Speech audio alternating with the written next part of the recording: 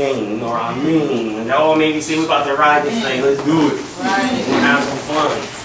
All right, so the season that we're in right now is called summer.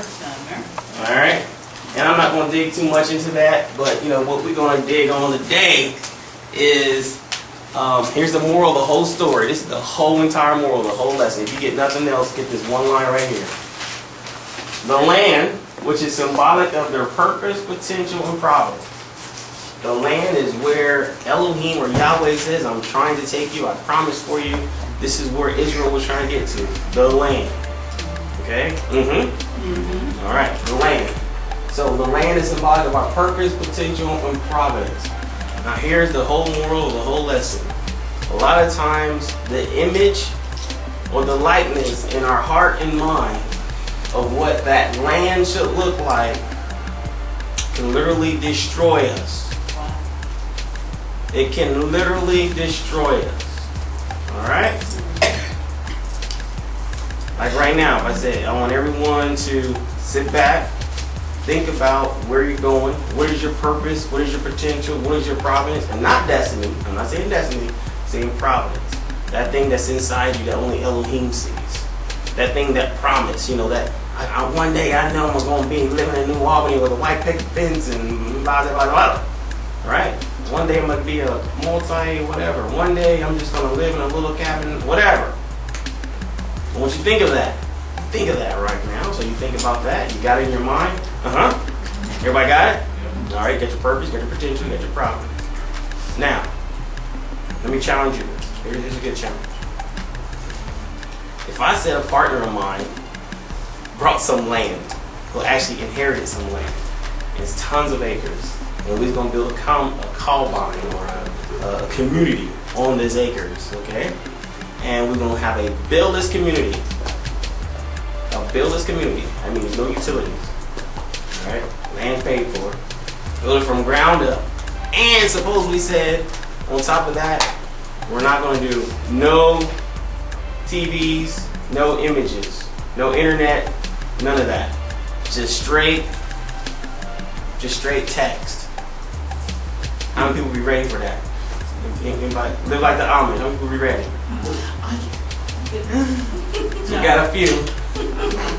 I can do it. I want you to think about all the things that you will have to give up. Indoor plumbing. Yeah. Oh.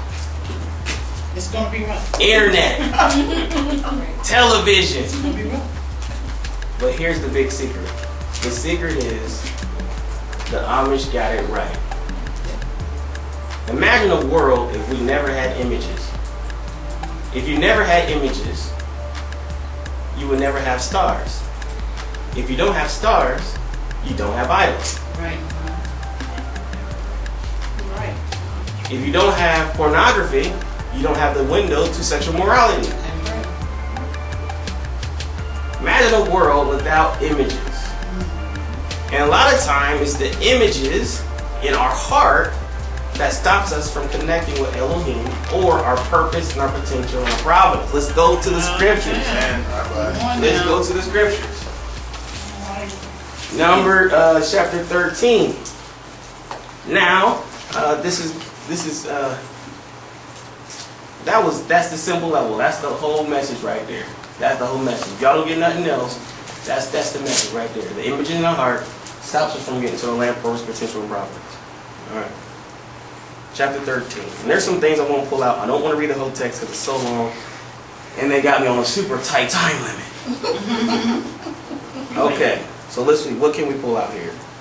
Moses, I'm just skimming. I'm going to start at 17. I'm going to skim through. Paraphrase. 17. So Moses, he sent out the spies to Canaan. It was to the south of the mountains, all right? They looked at he said, I want you to see. Now this is what Yahweh commanded him in verse 3. He said, I want you to do this. Yahweh commanded Moses to do this. All right? So we're going to go to 17. And he says, he sent them to the mountains, 18. And he says, see if the land is light, whether the people who dwell in it are strong or weak, few or many, whether the land dwell is good or bad, whether the cities they inhabit are like camps or strongholds, whether the land is rich or poor, whether there are forests there or not. Be of good courage and bring some of the fruit of the land. Now it was the time of the first ripe grapes. Now what season is that? It was the time of the first ripe grapes. What season would that be? No. No, fall. Okay, let's start from the beginning. We got sowing. You guys are just yelling stuff. Sowing, unripe. Okay, spring. We got sowing, unripe, which is also known as what? Winter. Yeah. All right. And the Cold. next season is what? Cold. Cold. Very good. Then the next one. Harvest. Very good. Summer. Sultry. Summer. All right. And sultry, or as it says, heat. Genesis chapter 8:22. All right. So it was the season of sultry. This is the season of grapes. It means in that season heat, it means what's in your blood comes to the surface. What's inside you will come to the surface. It will boil. This is very necessary for the text. Alright. That's why he said it was the season of grapes. Alright, anyway, so moving on. They went out, spied the land, 21, 22. They spied some more, 23. They cut down some grapes and some pomegranates and some figs, brought it back, moving on. 24, moving on. 25, return after 40 days. And 40 being the time of testing, reflection. Y'all with me? Mm-hmm. All right, moving on. Now the departed and came back to Moses and Aaron congregation 27. And they told him and said, we went to the land where he sent us, and truly it flows with milk and honey, meaning prosperity. All right? And this is its fruit. Nevertheless, the people who dwell in the land are strong. The cities are fortified and very large. Moreover, I saw the descendants of Anak there. And the Amalekites dwell in the land of the south. The Hittites, the Jebusites, and the Amorites, they dwell in the mountains. And the Canaanites dwell by the sea along the banks of the Jordan, or Jordan. And Caleb quieted the people before Moshe and said, let us go up at once and take possession, for we are able to overcome it. But when the men had gone up with him, but the men who had gone up with him said, we are not able to go up against the people, for they are stronger than we. And they gave the children of Israel a bad report, or some says evil report, of the land which they spied out, saying, the land through which we have gone as spies is a land that devours its inhabitants, and all the people whom we see in it are men of great stature. We saw giants and descendants of Anak there from the giants, and we were like grasshoppers in our own sight, and so we were in their sight. All right. And the congregation lifted up their voices and cried, and the people and wept that night. 14:2. And the children of Israel commanded Moshe and Aharon, the whole congregation, said to them, if only we had died in the land of Egypt. All right. Only if we had died in the wilderness. All right. Cool. We're gonna stop right there. So. Usually this is where we will open up the discussion, but we're just going to move on. Alright? And it's so hard for me, y'all don't even know. I want to see what y'all feedback is, y'all don't know. But I know Shalea's itching back there too, but I'm just going to give it to you. Most of the time, people say that the bad report in the scriptures was that we cannot take the giants. Some people say that the bad report is the fact that he said that there's giants and they're big over there. This is not the evil report. The evil report is a word called the ba, meaning lashon hara, or evil speech. Some will even say, as we studied Tuesday, blasphemy. All right? Yes. Yes. All right. Everybody excited about blasphemy, right? and so the text says in 32, and the children of Israel, and they gave the children of Israel and they gave the children of Israel an evil report of the land. Now I really want to draw a picture for you. Caleb and Yehoshua, they sit there and they say, we could do this. All right. Now a lot of people, they try to picture this scenario as 2 guys here, then another 8 guys there, or another 10 guys there, right? And then one guy says we could do it, and the other 10 says, oh no, we can't. That's not how the scenario actually is written. This is how I would say, from my Midrash, and how it would play out. The 2 said we could do it, and they was like, Cool. You know, the other 8, the other 10 didn't say anything. That night, though, they went amongst the camp of Israel. And then Lashon Hara, or Mr. Zora, evil speech, gave a bad report amongst the people about the land. Right. Then they cried out. And then the next day, in their murmuring and gossiping, because you see it just kind of infused into this big fire. That's how we do. And that's how we do. That's right. It just, all night, it just filtered and felt some, what's it called? Filtered, right? Filter, or what's it called when it settles?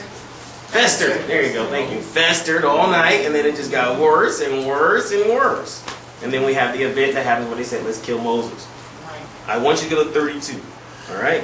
He said, they gave an evil report of the land which they spied out, saying, this is what we cannot miss.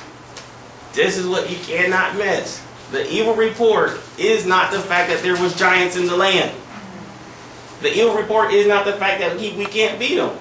The evil report is not none of those things, because Joshua and Caleb or Yehoshua said the same thing. Right.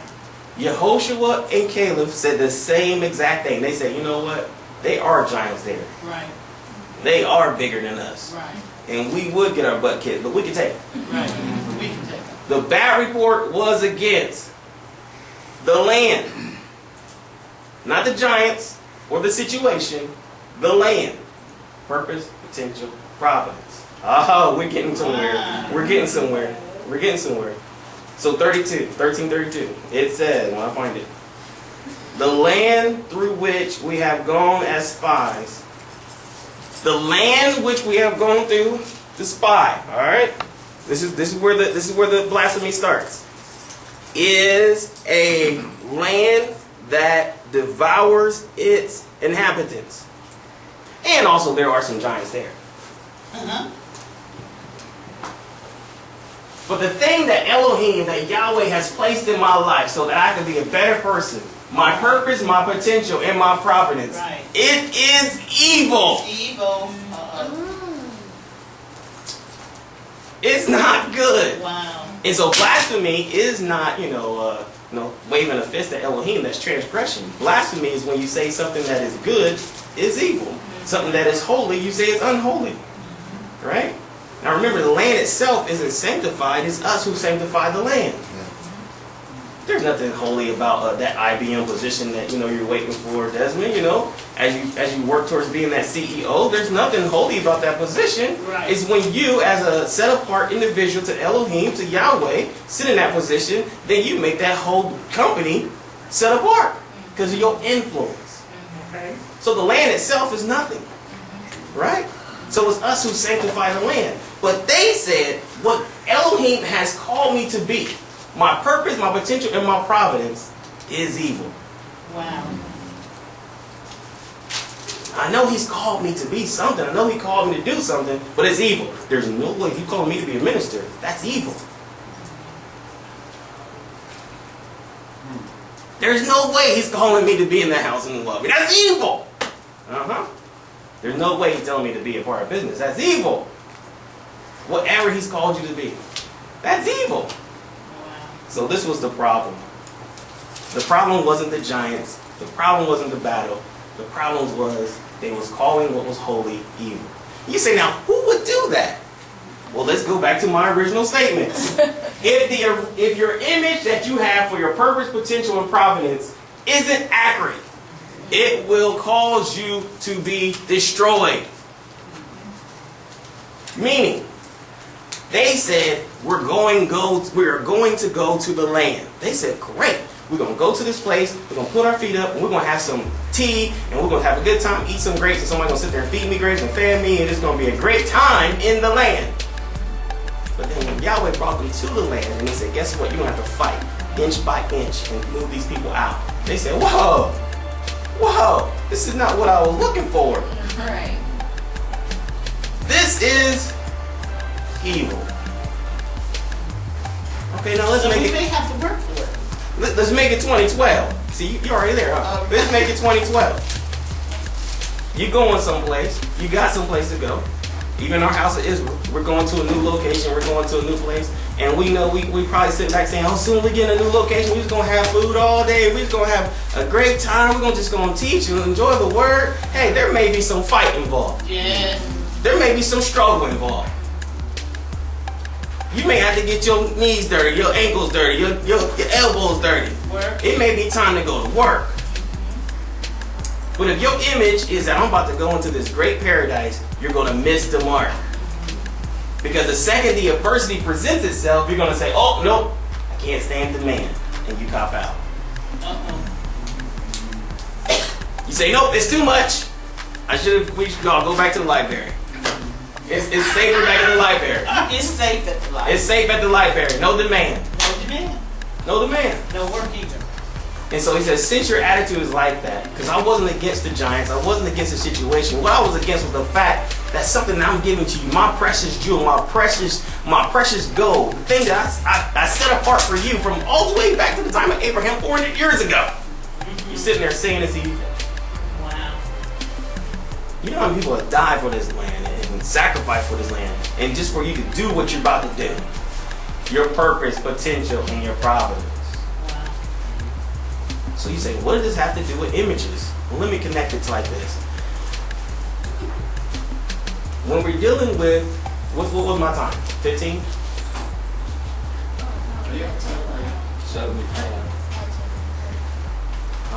25, 11:25. Okay, here we go. Y'all just 75. We're not going to get hungry for a while, I promise. Alright, so here we go. Images. So the image that you have in your heart for your purpose, potential, and providence may be wrong. Let me say that. It may be wrong. If someone comes to you and says, hey, yo, here's your purpose, potential, and providence, but you have to do a little work, you may say, that's not my purpose, potential, and providence. Well, guess what? You're about to spend another 40 years in the wilderness. How many people ever made that bad decision? Okay? Right? Right? And so we might make those bad decisions. Now, here's the question. How do we make sure that we have a kosher image in our heart?